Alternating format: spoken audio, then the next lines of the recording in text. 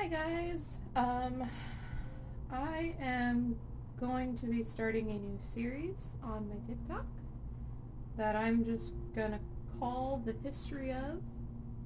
Um, for those who don't know me, my name is Jackie. I have always had a love of history, and almost anybody in my family can now tell you how far it goes.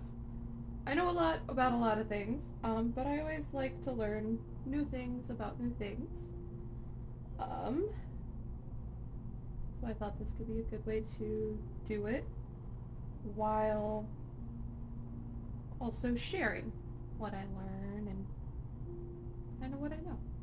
So, this first video, I am going to start with the history of Ohio. It is my home state, and I've found that there's a lot of interesting history that most people don't seem to know about um, outside of Ohio. We tend to learn about our own state the most in this country and not always a ton about the others. So if you are from Ohio and didn't know this, or you're not from Ohio and you didn't know this, you might learn something new in this series. But I'm going to start at the beginning of what we know of people, which starts with the mound builders. Now, in Ohio, there were two groups of mound builders. There were the Adena culture and the Hopewell culture. Unfortunately, we don't know a ton about their culture because it was very oral tradition, not written down. The Adena was here first. We see that they have.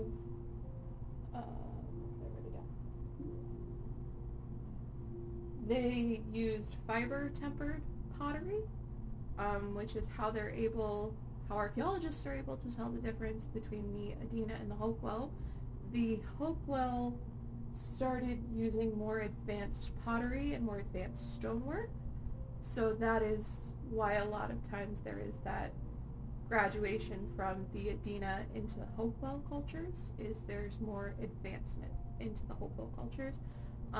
Also including advancements in agriculture. They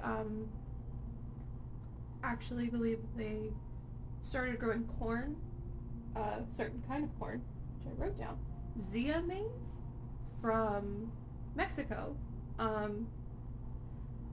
Current literature is they don't believe that they ate it more for subsistence, that it wasn't a majority of their diet, that it was more used for ceremonial practices, which I found really interesting because corn is a very large part of Ohio, especially if you've ever been to Dublin.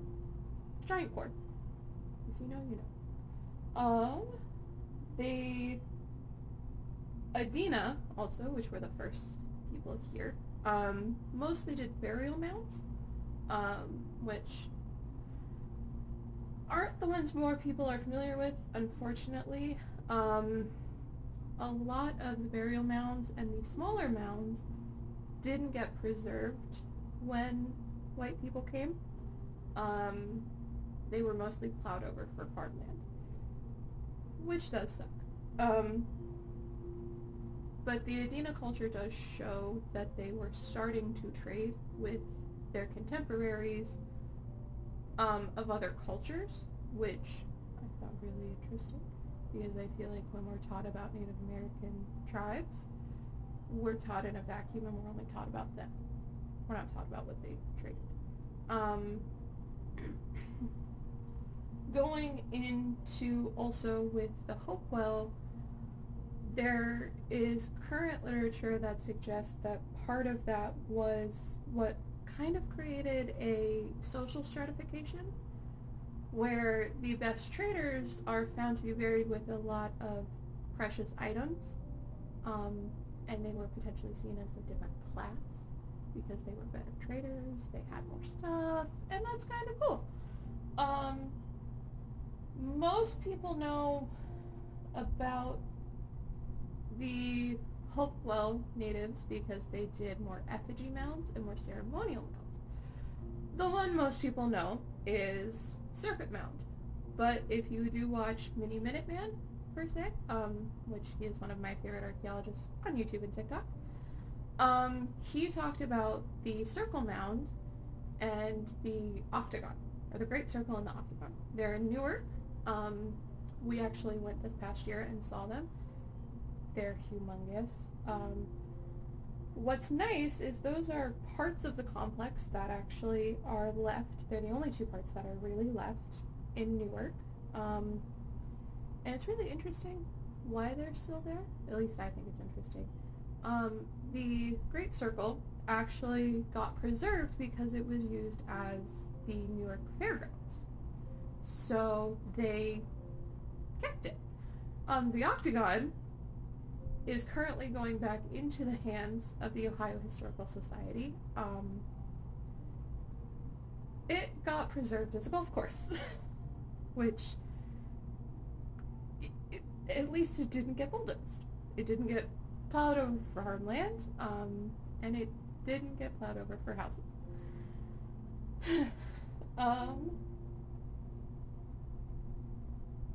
What is interesting is, and we learned this at Great Circle, they think, or current evidence suggests, I should say, that the Great Circle and the whole complex was actually potentially used for burial ceremonies. They would bring their dead there and have a ceremony of some kind. If you've ever gone to Great Circle, it is highly recommended. There is a trench on the inside of the circle compound, and there's thought that it was that was why they thought it was ceremonial and not necessarily war or like a fort necessarily, because why would you put a moat on the inside of your fort and not the outside of your fort? That just doesn't make much sense. You can't push people into a moat if it's on the inside. But what's also cool is because the Hopewell had such vast trade networks, and Newark also was seen as a very ceremonial site for the mound builder culture, they have found copper and obsidian, which, if you know anything about Ohio, you're not going to find that here. Which means either it was brought by people coming for the ceremonies, or, which is the part I think is more interesting, they traded for it. Which means they were going and meeting these people who had access to copper and had access to obsidian. And it's just really interesting because those things aren't here in Ohio, let alone Northern Ohio. So yeah, I find that interesting. If you're looking for more information, check out Mini Minuteman on YouTube. He has a great video about the Great Circle. But this is the first video in the series. My next one will be going into some of the Native American tribes that called Ohio home. Let me know what you guys think.